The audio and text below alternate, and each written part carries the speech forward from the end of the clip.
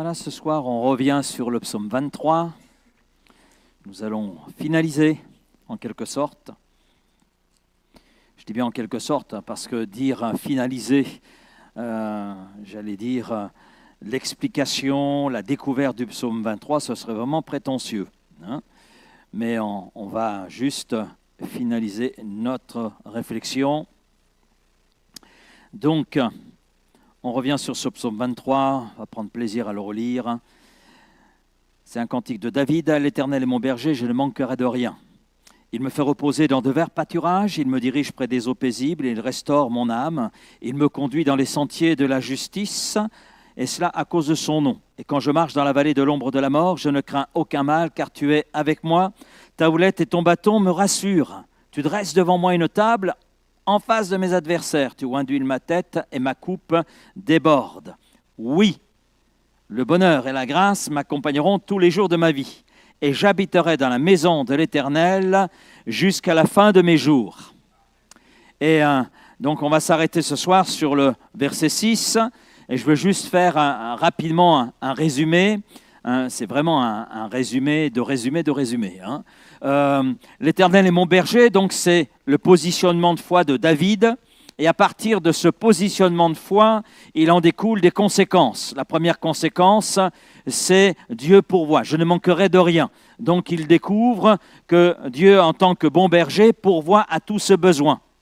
Et puis la deuxième conséquence, il me conduit dans les sentiers de la justice, près des eaux calmes. Donc c'est le bon berger qui conduit sa brebis, qui prend soin d'elle. La troisième conséquence, il me restaure. Il restaure mon âme. Et puis la quatrième conséquence, il me garde. La cinquième conséquence, il me soutient. Et la sixième pour ce soir, c'est il m'aime. Elle arrive en dernier. Oui, le bonheur et la grâce m'accompagneront tous les jours de ma vie et j'habiterai dans la maison de l'Éternel jusqu'à la fin de mes jours. Nous pouvons résumer ce psaume 23 en disant « Le bon berger aime ses brebis ». Le bon berger aime son troupeau, il sait en prendre soin. Le bon berger nous aime d'un amour qui nous poursuit. Et je vais expliquer tout à l'heure de quoi il s'agit. Et puis d'un amour qui nous accueille, mais mieux encore, qui nous accueillera pour que nous demeurions avec lui jusque dans l'éternité. Et la première personne qui a été secourue en écrivant ce psaume, c'est David lui-même. Imaginez un instant ce que David a pu là éprouver, ressentir en écrivant ce psaume. Je me suis posé la question. Vous allez me dire, quelquefois, je me pose des questions bizarres, mais je me suis posé la question. Quand il a écrit ce psaume, on ne sait pas à quel moment exactement, il l'a écrit sous l'inspiration du Saint-Esprit, mais quand il a écrit ce psaume, j'ai essayé d'imaginer tous les sentiments, toutes les émotions qui ont pu l'animer, qui ont pu marquer ce moment dans sa vie. Parce qu'il est là, c'est une partie de sa vie, c'est son témoignage qu'il est en train de relater en 6 versets, ses expériences avec Dieu. Et on sait que David a une vie rongée par les difficultés, l'agacement de Saül, le roi à ce moment-là, qui était jaloux de David, parce que David venait de tuer le géant Goliath, mais personne ne voulait combattre ce géant. Le roi, qui était le plus grand, qui dépassait de tout le monde d'une tête, a refusé de combattre contre Goliath, parce qu'il a vu que c'était trop important pour lui, et il n'a pas voulu aller au combat. Mais quand David est arrivé, il a dit « mais moi j'y vais, parce que c'est l'Éternel même qui l'insulte, et je vais aller le combattre au nom de l'Éternel. » Eh bien, Saül a dit « vas-y ». Et David a eu la victoire, et à partir de là, il y a toute une jalousie qui est née dans le cœur de Saül, une jalousie meurtrière, puisqu'il a poursuivi David, qui a dû fuir pendant des mois. Et puis ensuite, David a dû supporter l'opposition des Philistins, de ce peuple idolâtre, de ce peuple qui n'arrêtait pas de combattre Israël. Il a dû également faire face à ces pressions liées au fait de diriger une nation qui était divisée, complètement divisée. Et puis ensuite, il a rencontré des problèmes dans sa propre famille, sans parler aussi de ses propres péchés qui ont tourmenté son cœur.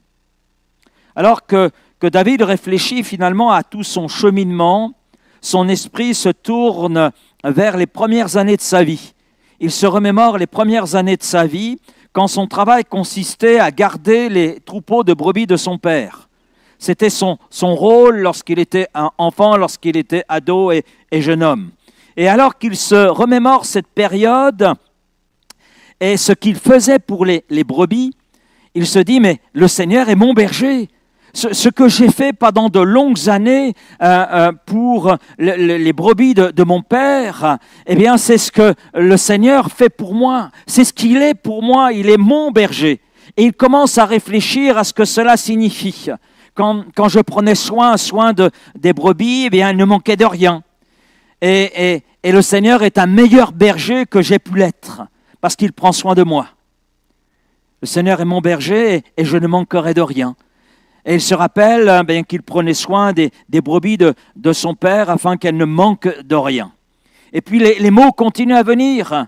Alors qu'il réfléchit à tout cela, qu'il réfléchit à sa vie, aux expériences qui ont été les siennes, alors qu'il pense à tout cela, il s'arrête sur ce que signifie le Seigneur est mon berger. Alors le Seigneur est mon berger, il est celui qui me conduit. Il me conduit dans le repos, il me conduit dans la justice, dans ce qui est juste, dans ce qui est sa volonté, dans ce qui est bon concernant sa volonté. Parce que le bon berger veut le meilleur pour ses brebis.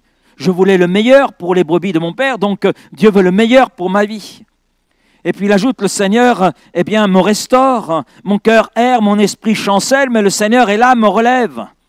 Et dans tout ce que j'ai cité, dans tout ce que David a traversé, il a pu voir combien le Seigneur a été là, l'entourant, a été là pour le restaurer, a été là pour raviver son cœur. Je pense à cet épisode, par exemple, lorsque David, avec ses soldats, ils sont tout heureux de rentrer chez eux, puis lorsqu'ils arrivent à leur village, le village a été pillé, il n'y a plus de femmes, plus d'enfants, parce qu'il y a des ennemis qui sont arrivés, qui ont tout emporté. Et la première réaction des soldats qui l'ont accompagné dans cette campagne militaire ont été de vouloir lapider, de vouloir tuer David. Et lui-même était dans une profonde tristesse. Mais là, par une parole, Dieu est venu raviver son cœur, est venu restaurer son cœur. Mais en restaurant le cœur de David, Dieu a restauré aussi le cœur de ses soldats. Ils sont partis à la suite des ennemis et ils ont tout ramené. Tout ramené. Leurs épouses, leurs enfants et tous les biens que les ennemis leur avaient volés. Mais il a vu cette restauration de la part de Dieu dans ce moment-là, dans un moment critique. Et c'est pas simplement une fois, c'est pas simplement une expérience, mais c'est l'expérience de toute sa vie. Le Seigneur me garde. Et David, j'ai traversé bien des vallées, et certaines très sombres, et il m'en reste encore à traverser. Il est conscient de cette réalité lorsqu'il écrit ce psaume. Mais même dans les vallées les plus sombres, mon berger est avec moi. Je ne quittais pas de l'œil les brebis de mon père, je veillais sur elles, je les gardais précieusement, parce que c'est un trésor. Et il réalise que Dieu fait de même avec lui, et il fait de même avec nous. Et puis il continue en disant, le Seigneur me soutient. Il a combattu nombreux ennemis, les Philistins le haïssaient, et il a même vu des compagnons de confiance le trahir. Les membres de sa propre famille se sont soulevés contre lui, mais il a vu que l'Éternel était avec lui, que l'Éternel le fortifiait. Et il pourra dire, il dresse une table devant moi en présence là de mes adversaires, et c'est lui qui me rend vainqueur parce que c'est lui qui prend la victoire. Et finalement, tout ce psaume est une méditation sur ce que le bon berger fait pour ses brebis. Tout ce que le bon berger, qu'est notre Dieu, notre Seigneur et Sauveur Jésus-Christ, a fait pour chacun d'entre nous. Et la foi de David se renforce lorsqu'il prend conscience de tout ce que le Seigneur est et fait pour lui. Et je crois que c'est là un encouragement qu'il nous laisse lorsque l'on et on traverse comme lui des moments plus ou moins difficiles, on peut traverser aussi des vallées plus ou moins sombres, mais je crois qu'il est bon de revenir justement à la parole de Dieu, de revenir à ce psaume 23, à l'expérience, aux expériences qui ont été celles de David, et de se dire, mais ces expériences, il les a vécues parce qu'il a fait de l'Éternel son berger, parce qu'il y a eu chez lui une position de foi qui était là ferme. Ce qui veut dire que pour moi qui place ma foi en l'Éternel, qui le considère comme mon berger, et qui est là dans cette position de foi, je peux vivre ce qu'il a vécu et ainsi découvrir tout ce qu'il a découvrir. C'est vrai, sa première pensée dans ce positionnement de foi, c'est « L'Éternel mon berger, je ne manquerai de rien ». Mais à la fin, il est capable de dire quelque chose d'encore plus grand, d'encore plus merveilleux. Oui, le bonheur et la grâce m'accompagneront tous les jours de ma vie et j'habiterai dans la maison du Seigneur pour toujours. Et c'est ce verset et par ces paroles qui vient clore, clore ce psaume, qu'il vient refermer la boucle quelque part. Et ce psaume nous rappelle tout ce qui est vrai de nous en Christ. C'est pourquoi ce psaume est si encourageant. C'est pour ça que ce psaume étant lu et relu, c'est certainement le texte de la Bible le plus connu, pas simplement parmi les chrétiens, mais parmi des gens qui ne sont pas familiers avec la Bible, mais qui connaissent néanmoins ce psaume. Et je l'ai entendu dans de nombreux films. Je me souviens d'un film très émouvant, Elephant Man, où on voit cet homme qui est né avec une déformation. Et puis, il dit, mais je suis un homme, et je suis un être humain. Et il récite ce psaume 23. Psaume 23. Et puis, j'ai entendu dans d'autres films également, et c'est là un texte qui est bien connu, mais c'est vrai, c'est une source d'encouragement. Et c'est vrai que lorsque nous sommes fatigués, ça nous arrive, hein? Non ? Bon, si ça ne vous arrive pas, moi ça m'arrive. On peut être blasé, vidé, on peut être à plat. Je ne sais pas si ça se dit dans le sud, être sur les rotules. Hein? Voilà, donc, mais lorsque nous sommes là épuisés, on a besoin d'être rafraîchis. Bien, c'est là que l'on peut se rappeler tout ce qui est à nous en Jésus-Christ. Parce que c'est ce que le psalmiste est en train de dire. Tout ce qui est à lui, parce que l'Éternel est son berger. Et c'est en fait tout ce qui est à nous, parce qu'on place sa foi en Jésus-Christ. Et à partir de là, notre foi est renforcée. Le psaume 103, verset 1, « Mon âme bénit l'Éternel », c'est David qui a composé également ce psaume. « Que tout ce qui est en moi bénisse son saint nom. Mon âme bénit l'Éternel et n'oublie aucun de ses bienfaits. » Voilà pourquoi il a écrit ce psaume 23, parce qu'il se rappelait de tous les bienfaits de Dieu. Et je crois que c'est bon de se rappeler les bienfaits de Dieu. Tout ce que nous avons en Christ, tout ce que nous sommes en Christ. Alors, ce soir, on examine plus particulièrement ce verset 6. « Oui, le bonheur et la grâce m'accompagneront tous les jours de ma vie, et j'habiterai dans la maison de l'Éternel jusqu'à la fin de mes jours. » Quand le Seigneur est notre berger, eh bien, son amour nous entoure. Mais nous entoure pas simplement maintenant, mais aussi pour toujours. Parce que l'amour du bon berger, c'est un amour qui nous poursuit et c'est un amour qui nous accueille. Et David commence ce verset par un petit mot tout simple, « oui ». Oui. Et en hébreu, on pourrait le traduire différemment, on pourrait le traduire par « certainement »,« sûrement ». C'est là une certitude. Et ce simple mot en hébreu, ce simple « oui », souligne une affirmation forte, une certitude absolue qui est là dans le cœur de David. Oui, oui, c'est-à-dire tout ce que je viens d'exprimer, tout ce que je viens de repasser dans mon cœur, tout cela est sûr, certain. C'est le fondement sur lequel je vis et sur lequel je suis. Et David l'utilise parce qu'il n'y a aucun doute dans son cœur concernant la personne de Dieu et la place qui est la sienne en Dieu. Il n'a pas de doute là-dessus, sur qui est Dieu et sur la place qu'il occupe dans le cœur de Dieu. Et il affirme cette vérité de tout son cœur. Il sait que l'Éternel est le berger, le bon berger, et que lui a placé sa foi dans le bon berger, et plaçant sa foi dans le bon berger, il devient la brebis dont le bon berger va s'occuper et va prendre soin. Et il sait que le bon berger va avoir un regard attentif sur sa brebis, sur sa vie. Parce que justement, lui-même a été berger, donc il sait ce que cela signifie. Et c'est vrai que notre foi doit être une foi ancrée dans des convictions solides, et non dans des sentiments changeants ou des émotions qui sont là passagères. L'apôtre Paul le dit dans Romains 14, 23, « Tout ce qui n'est pas le produit d'une conviction est péché. » Et ce sont nos convictions qui déterminent quelque part notre résistance face à la tentation, notre force à tenir face au découragement.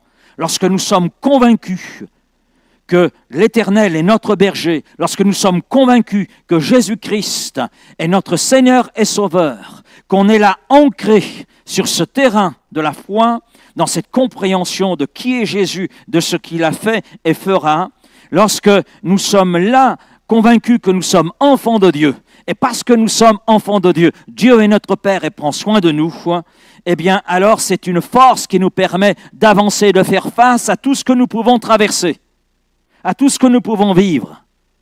Savons-nous qui nous sommes? Moi je sais qui je suis. Laurent Mettet, enfant de Dieu. Lundi de Pentecôte 1982, sous un chapiteau, alors qu'il faisait chaud, j'ai donné mon cœur à Jésus. Et je sais, ce jour-là, la décision que j'ai prise, personne ne me l'a imposée. Ça a été mon choix, ma décision, et Jésus est mon sauveur. Et il est encore aujourd'hui. Et Jésus est devenu mon Seigneur, l'autorité sur ma vie. Il est le bon berger de ma vie. Et ça, c'est une conviction. Et je n'ai pas honte de l'affirmer. Et en tant que chrétien, on ne doit pas avoir honte d'affirmer à qui nous appartenons, qui est notre Seigneur et Sauveur. D'ailleurs, si nous avons honte de Christ, qu'en sera-t-il lorsque nous nous retrouverons dans la gloire? Lui aura honte de nous? N'ayons pas honte. Lorsque nous sommes animés par ces convictions que j'ai données, eh bien, ces convictions qui sont là solides, elles savent nous guider. Elles savent nous guider dans nos décisions, elles savent nous guider dans nos choix et feront que Dieu sera glorifié. Oui, le bonheur et la grâce m'accompagneront tous les jours de ma vie. Là, c'est l'amour qui nous poursuit. Je dis cela pourquoi? Parce qu'on va en reparler tout à l'heure, mais quand il est dit « le bonheur et la grâce m'accompagneront », le verbe qui est utilisé est traduit dans nos versions par « accompagner » signifie suivre, poursuivre. Et dans certains contexte plutôt négatif, ça signifie chasser. Quand David chassait les Philistins, c'est ce mot qui est utilisé. Mais là, il dit, le bonheur et la grâce me poursuivront, me suivront, m'accompagneront. Et cela tous les jours de ma vie. Le bonheur et la grâce, le bonheur littéralement ce qui est bon, ce qui est bénéfique, ce qui est profitable, pas seulement les bénédictions matérielles. On a toute une théologie de la prospérité aujourd'hui qui met l'accent sur les bénédictions matérielles. Mais là, ça va plus loin. David va au-delà de ces choses matérielles. Il parle de cette paix intérieure qui est là essentielle. Il parle de cette plénitude spirituelle. Et quelque part, l'apôtre Paul, des siècles plus tard, eh bien, rejoint ce que David a pu écrire lorsque Paul dit « Nous avons tout pleinement en Jésus-Christ ». Tout pleinement. On ne peut pas avoir plus puisqu'il y a déjà le tout pleinement. Et David, des siècles avant, l'apôtre Paul pouvait l'affirmer, le confesser avec foi, avec assurance. La grâce, ce mot est extrêmement riche. Ça désigne la fidélité dans l'alliance. C'est-à-dire qu'à partir du moment où l'Éternel est mon berger, dans cette alliance, il n'y aura aucune faille de la part de Dieu. Aucune faille. Et puis ça nous parle aussi de l'amour loyal et de la bonté inébranlable de Dieu.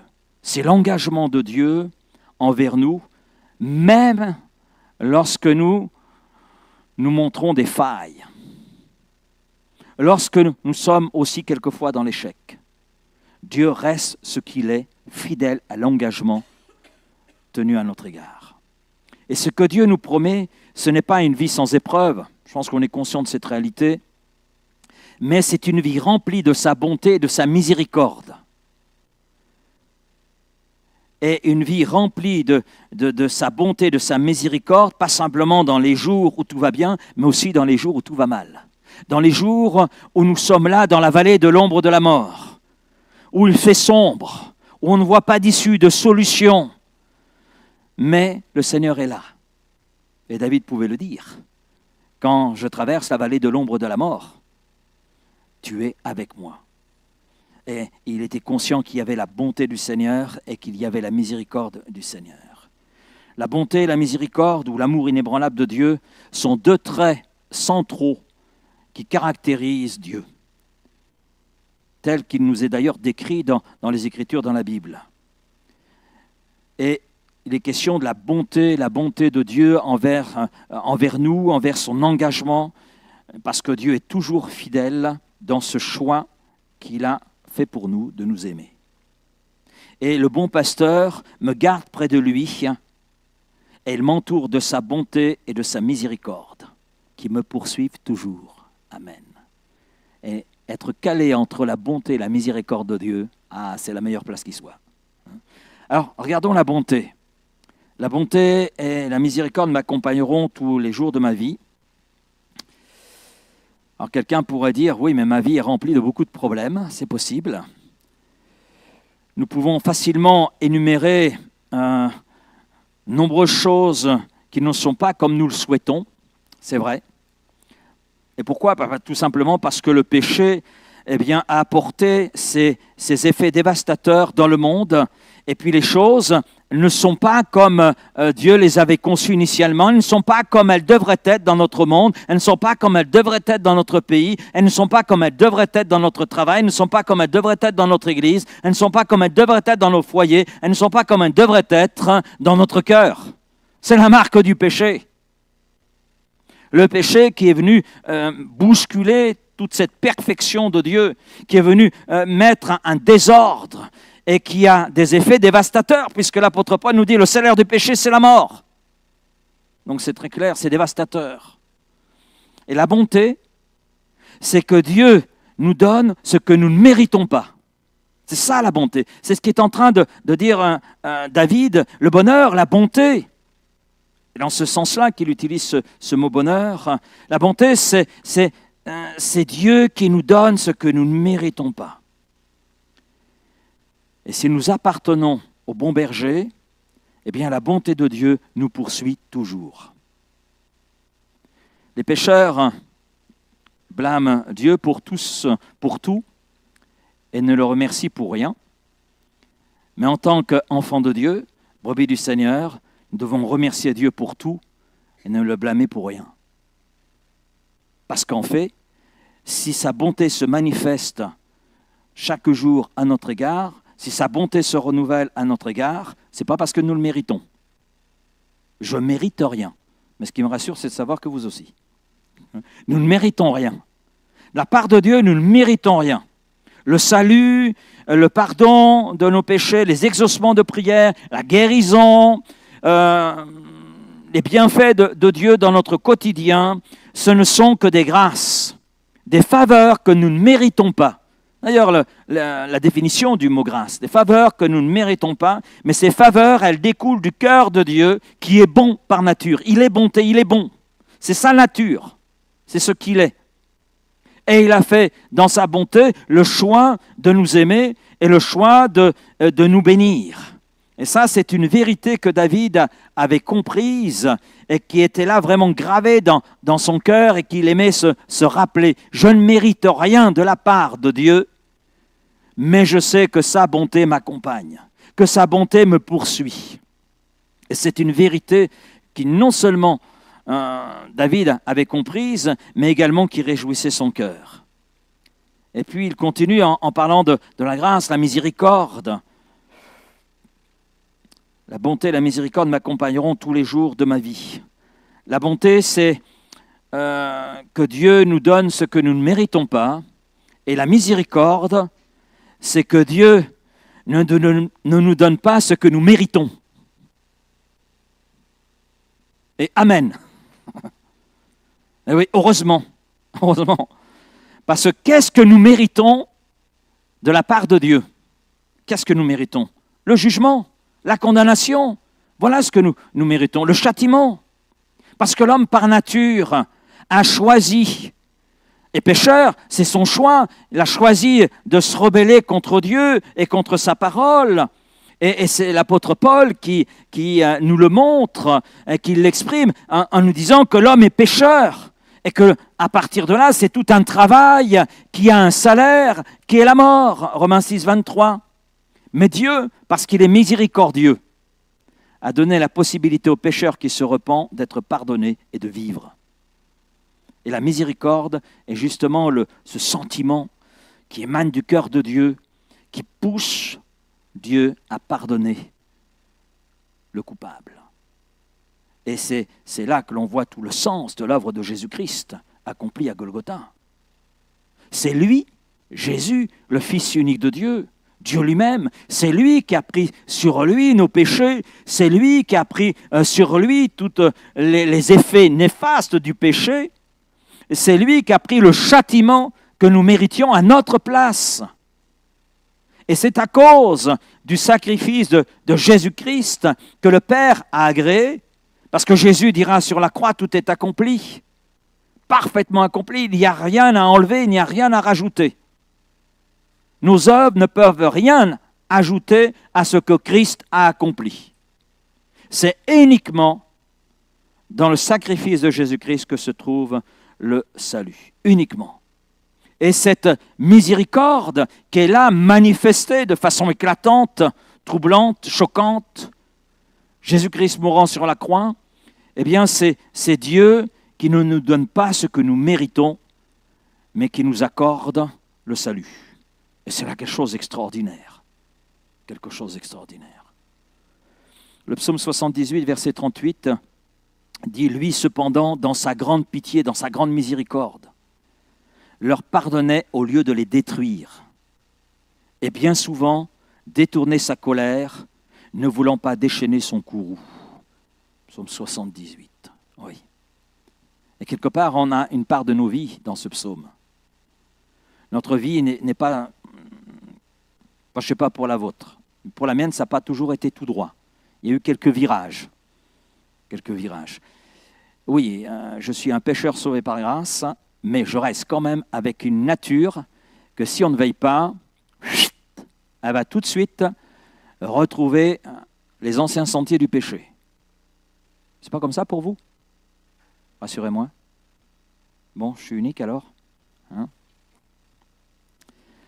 Mais mis au bénéfice de la miséricorde de Dieu, qui nous accompagne gratuitement, eh bien, nous bénéficions du pardon. Amen. Maintenant, la miséricorde est engageante. La miséricorde de Dieu manifestée en Jésus-Christ est une miséricorde qui nous engage à être miséricordieux à notre tour, envers ceux qui nous ont offensés, sous peine de rendre d'ailleurs vaine, en raison de la dureté de notre cœur, cette miséricorde manifestée par Dieu. C'est ce que l'on voit dans la parabole du serviteur impitoyable, dans Matthieu 18, les versets 23 à 35. Oui, Dieu nous poursuit avec sa miséricorde. Amen.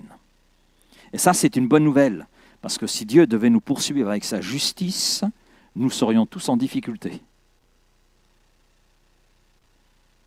Ouais. Parce que le meilleur d'entre nous est semblable à un buisson d'épines. Ce n'est pas moi qui le dis, c'est Dieu lui-même qui fait ce constat. Les hommes aiment beaucoup se comparer, mais le meilleur des hommes est semblable à un buisson d'épines.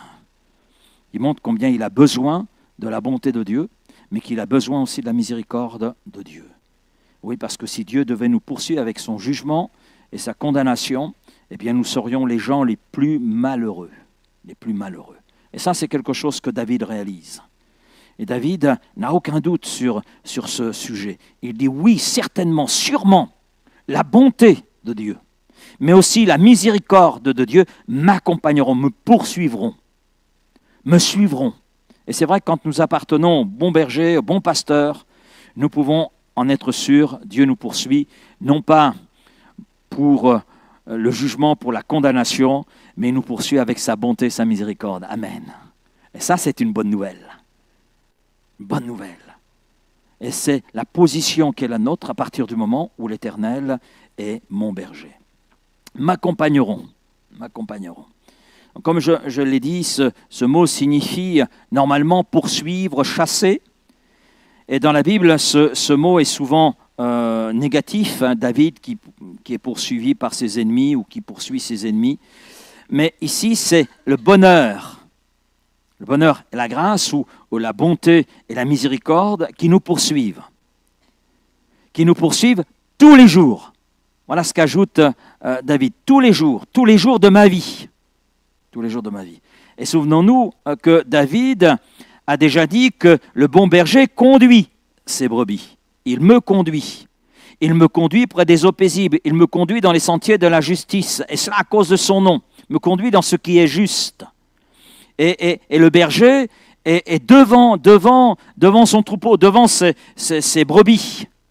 Les brebis suivent, elles se dirigent à la voix du berger. Et nous dirigeons nos vies à la voix, à la parole de Dieu qui nous est là donnée.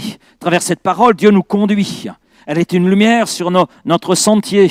Elle est un guide pour notre vie. Elle est une nourriture pour notre âme.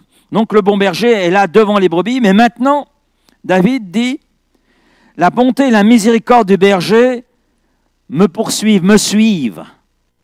Ainsi, en Christ, nous sommes entourés de l'amour, de son amour, de l'amour de Dieu. David est en train de dire, je suis le bon berger, je le suis, mais il me poursuit. Me poursuit. Ce qui veut dire que David est en train d'exprimer une vérité. Dieu l'environne de toutes parts. Mais c'est la même chose pour nous. Et d'ailleurs, les enfants le chantent en haut, en bas, et tout autour de moi, au-dessus, au-dessous. D'ailleurs, c'est le psaume 139, tout simplement, qui nous le dit, où que j'aille, de toute façon, tu es. Devant, derrière, au-dessus, au-dessous, tu es là, tu es là. Et quand le Seigneur est notre berger, nous sommes entourés de toutes parts par sa bonté, par sa miséricorde. Il est derrière moi. Amen. Il est devant moi, il est à côté de moi, il est au-dessus de moi, il est en dessous de moi. Il est là, m'environnant de sa bonté et de sa miséricorde. Romains 8, verset 38, « Car j'ai l'assurance, dit l'apôtre Paul, que ni la mort, ni la vie, ni les anges, ni les dominations, ni les choses présentes, ni les choses à venir, ni les puissances, ni la hauteur, ni la profondeur, ni aucune autre créature ne pourra nous séparer de l'amour de Dieu manifesté en Jésus-Christ notre Seigneur. » C'est compréhensible. Le Seigneur est derrière, il est devant, il est à côté, à droite, à gauche, il est au-dessus, il est dessous. Donc, nous n'avons rien à craindre. Maintenant, David dit, la bonté et la miséricorde me poursuivent, m'accompagnent, me suivent tous les jours de ma vie. Tous les jours de ma vie. Alors, on le comprend, si nous appartenons au bon berger, cela sera toujours vrai pour nous. Amen. Il y a un auteur, Jerry Bridge, qui a dit ceci, « Nos pires jours ne sont jamais si mauvais que vous soyez hors de portée de la grâce de Dieu.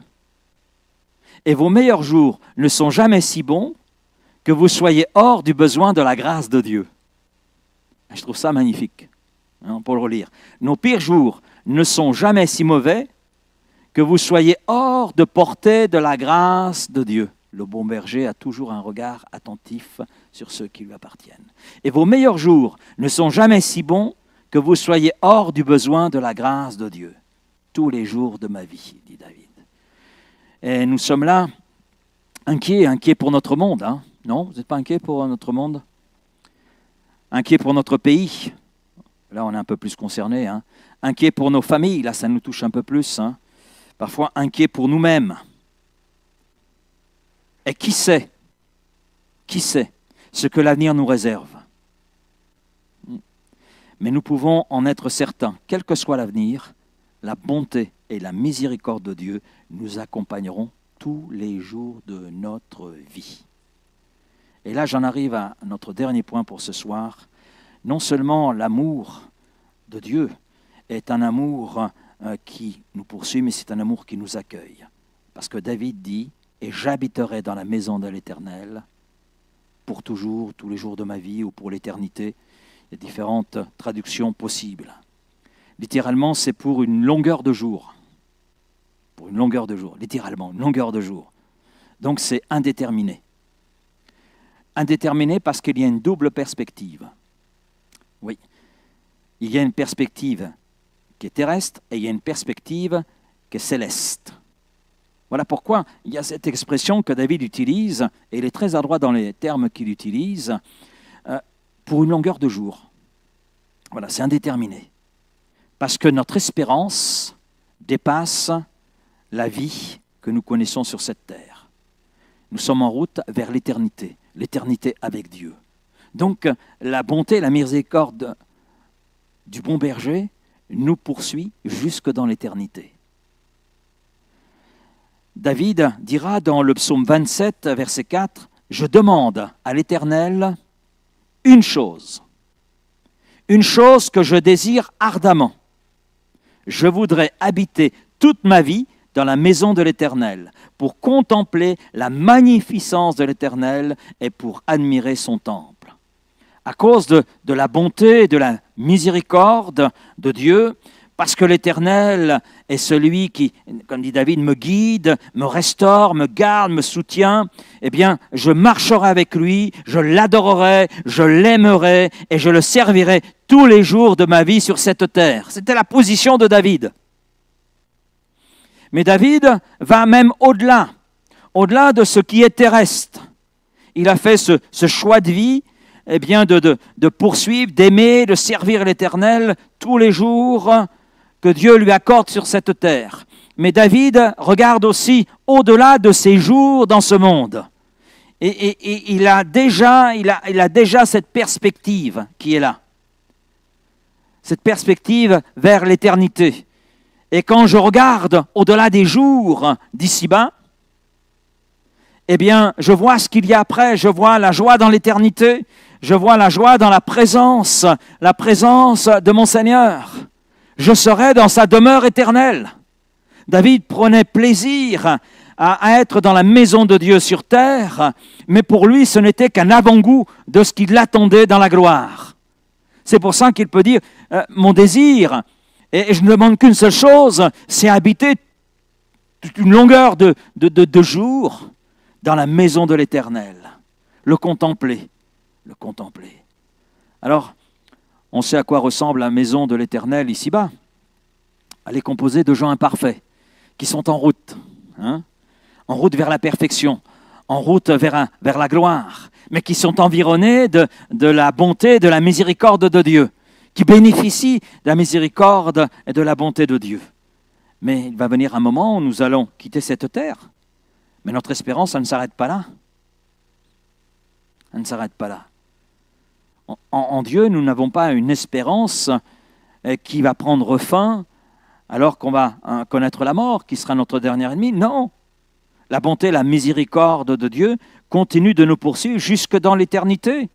Et à quoi cela ressemblera-t-il? La première chose à dire, c'est que ce sera très différent de la vie en ce monde. Amen. Eh oui. Et lorsque nous demeurerons dans la maison du Seigneur, la foi se transformera en vue. Amen. Et les anciennes batailles seront terminées. Les anciennes blessures seront guéries. Et Dieu essuiera toute larme de nos yeux. Et ce qui nous caractérise, les imperfections qui sont là, fini les lunettes. Amen. Nous aurons une vie parfaite. Alléluia. Plus besoin d'afflelou. Ou de optique 2000, etc. Terminé. Voilà, nous n'aurons plus besoin d'eux. Nous aurons une vie parfaite et nous serons dans la gloire. Oui, nous verrons le Christ dans la gloire. Amen. Son royaume est là en route. Amen. Et puis la mort sera vaincue. Le mal sera renversé. Et Dieu habitera au milieu de son peuple. Au milieu de tous ceux qui ont placé en lui leur confiance, en tous ceux qui ont fait de l'Éternel le bon berger, leur bon berger. Je crois qu'habiter dans la maison du Seigneur, c'est là quelque chose d'incomparable. Je crois que c'est encore meilleur que tout ce qu'on peut connaître ici-bas. Alors déjà, la présence du Seigneur, c'est quelque chose de bon, c'est quelque chose oui, qui réjouit le cœur, qui est enthousiasmant aussi. Mais je crois que notre expérience dans le ciel sera très différente de toutes nos expériences ici-bas, parce qu'on va rentrer dans une dimension que nous ne pouvons qu'imaginer, qu'entrevoir en lisant surtout le livre de l'Apocalypse, ou en lisant quelques passages dans Ézéchiel ou dans Ésaïe. Mais là, ce sera quelque chose de tout à fait différent. Par contre, il y a une chose qui va demeurer, c'est notre relation avec Jésus. Elle sera la même. Parce que la relation que nous avons avec Jésus en ce monde, elle va perdurer. Dans la mesure où nous percevons, elle va perdurer. Et s'il est notre bon berger maintenant, eh bien, il le sera aussi au-delà de ce monde terrestre. Il le sera aussi dans la gloire. Jésus a dit au Père, dans Jean 17, verset 24, « Père, je veux que là où je suis, ceux que tu m'as donnés soient aussi avec moi, afin qu'ils voient ma gloire. » Amen. La gloire que tu m'as donnée, parce que tu m'as aimé avant la fondation du monde. Père, je veux que là où je suis, ceux que tu m'as donnés soient aussi avec moi. Jésus, qui est le bon berger, est venu pour sauver les pécheurs, pour se constituer un peuple nombreux qui lui appartienne, pour se faire un troupeau. Un troupeau, pour reprendre l'image de David, un troupeau d'hommes et de femmes, semblables à des brebis, qui se laissent conduire et qui, le moment venu, verront le bon berger dans toute sa gloire. Amen. Quand nous serons dans la maison du Père, la prière de Jésus sera exaucée. Et Jésus a pu dire devant le tombeau de Lazare, « Je sais, Père, que tu m'exauces toujours. » Donc nous pouvons être sûrs que la prière de Jésus va s'accomplir. Va s'accomplir. Nous serons avec lui, là où il est actuellement. Nous verrons sa gloire. Il sera notre berger et il nous guidera dans la joie éternelle. Il nous guidera dans la paix éternelle. Et je crois que la plus grande des bénédictions que nous puissions connaître dans la vie est d'être entièrement possédé par le Fils de Dieu. Si l'Éternel est mon berger, s'il est mon propriétaire, s'il est celui qui a pris en charge toute ma vie, si c'est là ma position de foi, alors nous pouvons dire certainement, sûrement, oui, la bonté et la miséricorde m'accompagneront tous les jours de ma vie, me suivront tous les jours de ma vie, et j'habiterai dans la maison de l'Éternel pour ce temps ici-bas, mais aussi pour l'éternité. Et là, on dit Amen. Merci Seigneur pour l'espérance qui est la nôtre. C'est une espérance bénie, c'est une espérance qui ne sera pas une espérance déçue, mais une espérance qui s'accomplira parce que tout ce que le Seigneur a dit s'est accompli et nous pouvons être sûrs que ce qui reste à s'accomplir va encore s'accomplir. Là où je suis, je veux qu'ils y soient. C'est la prière du Seigneur et elle sera exaucée et nous y serons tant que nous demeurons dans cette position de foi. L'Éternel est mon berger. Amen.